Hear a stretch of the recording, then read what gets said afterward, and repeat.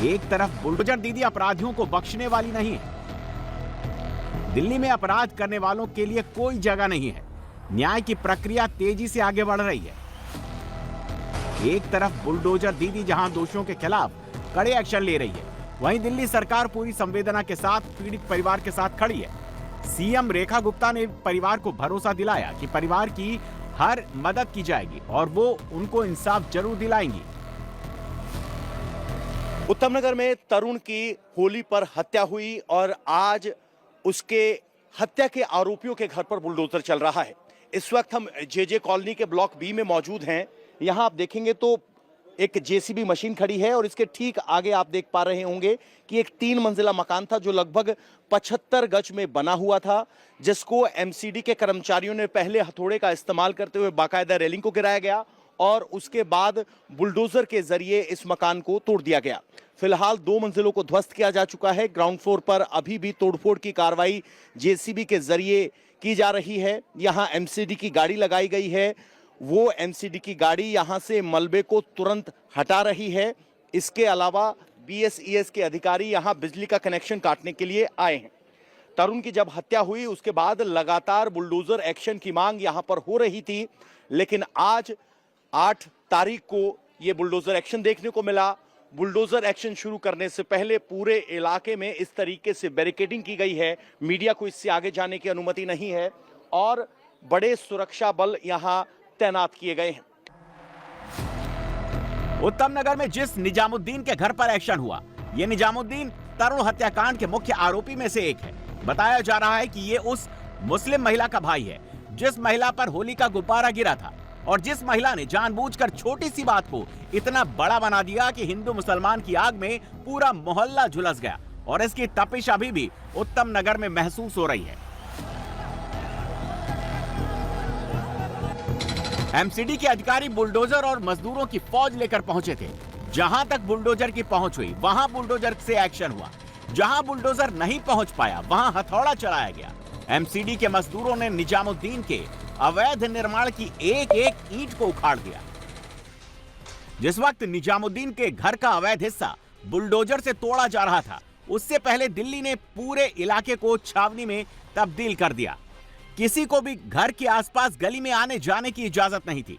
पूरे एरिया में बैरिकेडिंग कर दी गई। पुलिस को पता था कि अगर थोड़ी सी भी चूक हो गई तो बवाल फिर से खड़ा हो सकता है, माहौल फिर से बिगड़ सकता है। कार्रवाई के दौरान किसी भी विरोध से निपटने के लिए इलाके में भारी संख्या में दिल्ली पुलिस, सीआरपीएफ और आरएएफ के जवान तैनात किए गए थे।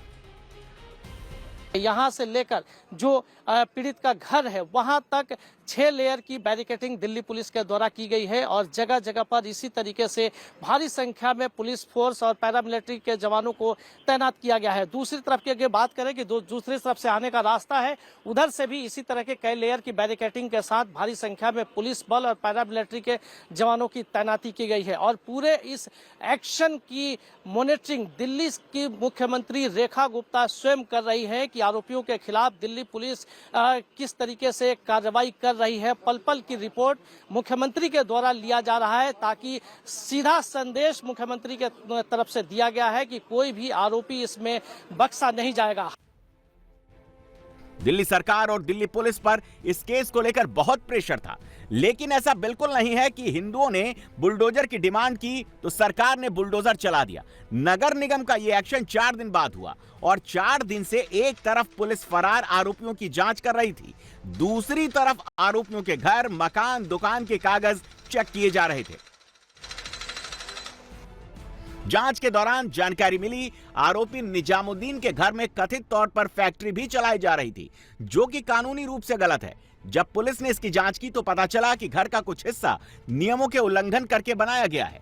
इसी वजह से बुलडोजर एक्शन हुआ।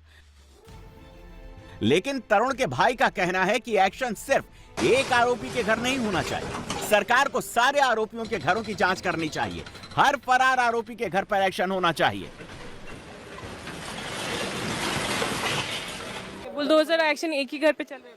अभी तो एक ही घर पे चल रहा है। घर तो इनके काफी सारे हैं। अवैध घर है सब। और फिर आप क्या चाहते हैं, सबके घरों पे चले? सबके घरों पे चलना। अगर कानून चला रही है तो देखो, एक घर पे नहीं तो जितने ये भागे हैं ना, जितने ये परिवार यहाँ रह रहा है, ये भगे हैं जितने भी, सबके घर टूटने चाहिए। वो भगे क्यों हैं? इनका पूरा परिवार रहना चाहिए था, यहाँ पे भग क्यों गए हैं? गलत किया है तभी तो भगे हैं। सबने मारा है पीछे से जैसे मर्जी। भाई की तो कोई गलती ही नहीं थी। भाई तो अपने घर आया था कि घर में लड़ाई होगी, चलो छुटवा देंगे। पीछे से आके हम तो सब घर में पैक हो गए थे ना, हमें तो बंद कर दिया था इन्होंने घर में। भाई अकेला आया, अकेले को देख के पीछे से किसी ने सिल्ली मारी, किसी ने लोहे की रोड मारी है, किसी ने क्या मारा है, किसी ने क्या मारा है। दिल्ली में तरुण की हत्या में शामिल एक आरोपी के घर बुलडोजर चल गया है। निजामुद्दीन के 3 मंजिला घर का पूरा नक्शा बिगड़ गया। हिंदू इस एक्शन से खुश भी हैं, संतुष्ट भी हैं, लेकिन हिंदुओं का कहना है कि लड़ाई अभी खत्म नहीं हुई। जब इंसाफ में गोली की आवाज नहीं आएगी तब तक इंसाफ अधूरा है। दिन भाई था वो। हाँ जी, रात को मैं 11 बजे ड्यूटी से आ रहा था, उस लड़के के ऊपर सिल्ली मारी गई है, राड मारी गई है, बैट मारा गया है, मेरे सामने मारा है और बहुत अंजाम गलत दिया है। और वो तो सोच रहे थे मजाक कर रहे हैं, पर लड़का तो हमारा जवान गया है, इसलिए गलत बात करी है उन्होंने। तो हमारे को इसके लिए जवाब चाहिए।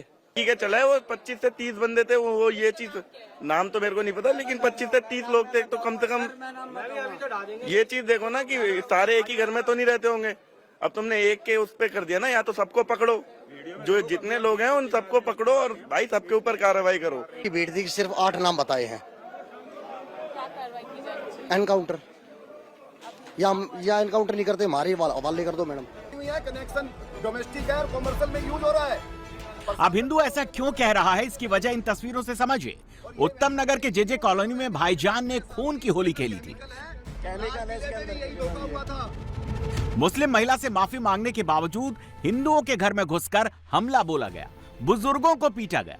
जब भाईजान का मन इतने में नहीं भरा तो रात को जब उस घर का चिराग होली खेलकर बाइक से आ रहा था, पहले से घात लगाकर बैठे 18 से 20 भाईजान की टोली ने गली में ही तरुण पर हमला कर दिया।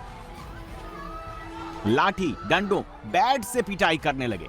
जब तरुण जमीन पर गिर गया तो पत्थर से भी मारा गया। अब पुलिस तरुण के हत्यारों की तलाश में जुट गई है। दिल्ली पुलिस के इस केस में 8 आरोपियों की गिरफ्तारी कर चुकी है। इसमें एक आरोपी नाबालिग भी है। जिन आरोपियों को पुलिस ने गिरफ्तार किया है उसमें उमरदीन, जुम्मादीन, मुश्ताक, कमरुद्दीन, मुजफ्फर, ताहिर और निजामुद्दीन है, जिसके अवैध निर्माण पर प्रशासन ने बुलडोजर चलाया। उमरदीन, जुम्मादीन और कमरुद्दीन सगे भाई हैं, जबकि अन्य उसके करीबी रिश्तेदार हैं। तरुण पर हुए हमले में 20 से ज्यादा आरोपियों के शामिल होने की बात कही जा रही है। वारदात के बाद से ही आरोपी ताला लगाकर घर से फरार है। महिला भी फरार है। अब उसके रिश्तेदार भी। इस गली में 7 से 9 मुस्लिम परिवार के घर हैं। करीब करीब हर घर पर ताला लटका हुआ है। सीएम रेखा गुप्ता के ऑर्डर के बाद दिल्ली पुलिस अब इस केस में नजीर बनाने वाला एक्शन ले रही है। आरोपियों पर अपना शिकंजा कस रही है। आरोपियों ने पुलिस पर एफआईआर में अब अटेम्प्ट टू मर्डर की जगह सीधे सीधे मर्डर का मुकदमा दर्ज कर लिया है। पुलिस ने आरोपियों पर बीएनएस की धारा 110 को 103 में तब्दील कर दिया है। एफआईआर में SC/ST अधिनियम की धाराएं जोड़ दी गई हैं। पुलिस अन्य संदिग्धों की पहचान करने, उन्हें पकड़ने और सीसीटीवी फुटेज खंगाले जा रहे हैं। दिल्ली पुलिस की टीमें अलग अलग इलाकों में छापेमारी कर रही हैं। पुलिस किसी भी आरोपी को बख्शने के मूड में नहीं है। You're a great scientist, Dr. Grace. The world is counting on you.